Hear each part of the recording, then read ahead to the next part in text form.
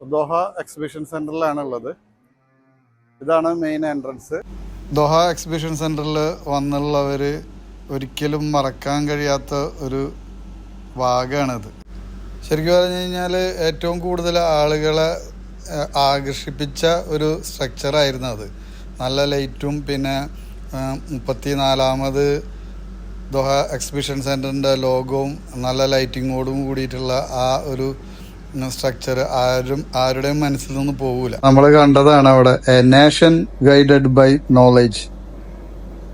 ആ വാക്കിനെ ശരിക്ക് അനർത്ഥമാക്കുന്ന രീതിയിൽ തന്നെയായിരുന്നു ഈ ഒരു വർഷത്തെ ദോഹ ഇന്റർനാഷണൽ എക്സിബിഷൻ സെന്റർ. അതുപോലെ തന്നെ ഖത്തർ നാഷണൽ ലൈബ്രറിയുടെ തന്നെ ഏറ്റവും വലിയ ഒരു തീമായിട്ട് അവർ കാണിച്ചത് അത് തന്നെയാണ്, a nation guided by the knowledge. നമ്മൾ സ്ഥിരമായിട്ട് പോകുന്ന ഖത്തർ ഇന്റർനാഷണൽ ബുക്ക് ഫെയറിൽ പോകുന്ന ആളുകൾക്ക് അറിയാം, ഇവിടെ ആകെ ഒരു സ്റ്റാളിൽ മാത്രമാണ് ഇപ്പോൾ മലയാളം പുസ്തകങ്ങൾ ലഭിക്കുന്നത്. അത് IPHൻ്റെ ബുക്ക് സ്റ്റാളിൽ മാത്രമാണ്.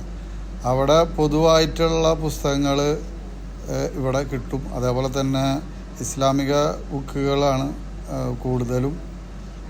എന്നാൽ തന്നെ മോട്ടിവേഷൻ ബുക്കുകൾ, പൊതുവായിട്ടുള്ള എല്ലാ തരം പുസ്തകങ്ങളും ഇവിടെ കിട്ടുന്നതാണ്.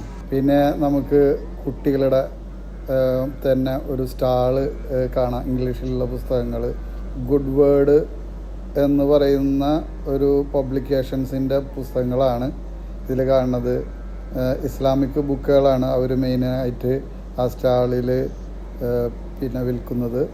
പിന്നെ കുട്ടികൾക്ക് പറ്റിയുള്ള കുറേ പുസ്തകങ്ങൾ അവിടെ കാണാവുന്നതാണ്.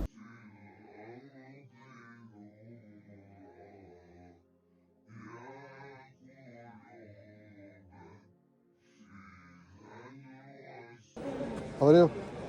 Abdullah, how are you? What are you doing? Is 8 times 4, 32. 6 times. How much for this one? 48.